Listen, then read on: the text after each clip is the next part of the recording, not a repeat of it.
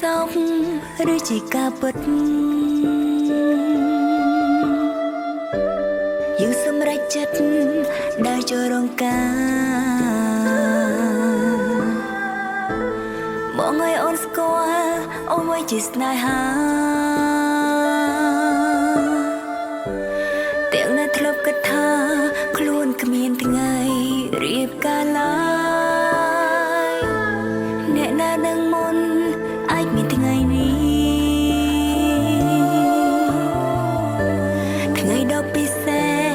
ពួកយើងទាំងពីរស្នេហាអូនបង